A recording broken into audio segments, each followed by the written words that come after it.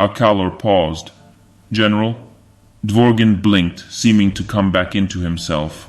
The mask of Mordian discipline slipped easily back over his face, but his eyes exhibited such pain.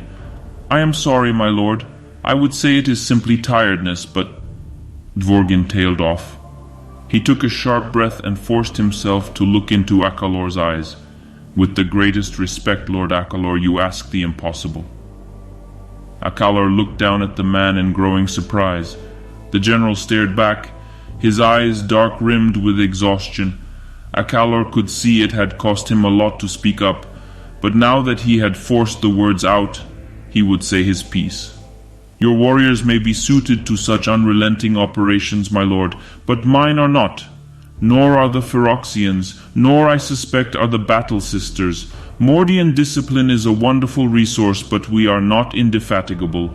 My soldiers have seen weeks of constant battle. We have lost more in the few days since your arrival than in the month before. You spend our lives as though they have no other meaning, and Throne knows that is your right. But what do we have to show for it? Stretched supply lines, exhausted reserves, and a half-ruined bastion. Now you ask us to march at once upon the enemy's greatest stronghold without food or rest, or a chance to mourn our fallen, and to send others into certain death below the ground. I condemn my soldiers to a pointless end.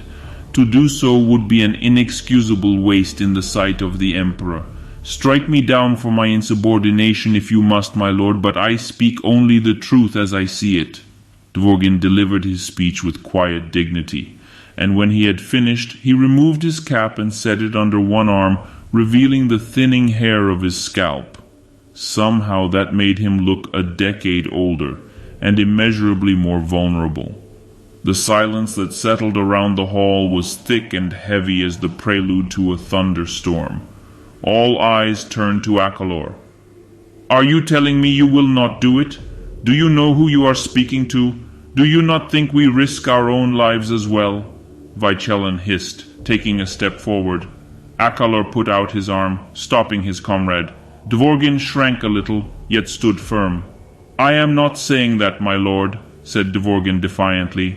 "You ask the impossible, but I tell you that we will do it.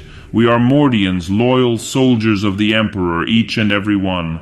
We will march while our throats are parched, our bellies empty, and limbs are bleeding. We will fight until we die, and we will do it because the Emperor demands it. You command and I shall obey." "Then what is your objection?" asked Akalor.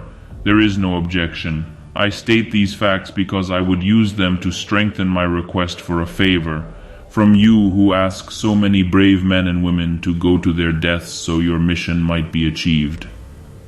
"And what is that, General Luther Dvorgin?" Akalor asked. "Do not fail," Dvorgin said. Some of the stiffness went from him.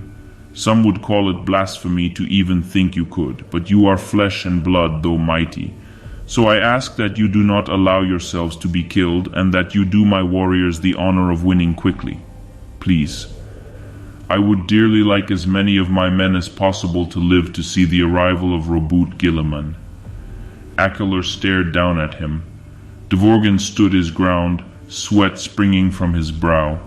His eyes twitched when Akalor's gold-clad hand swung in front of him and made the sign of the Aquila. He bowed to this brave, tired little man. "As you command, General," said Akalor.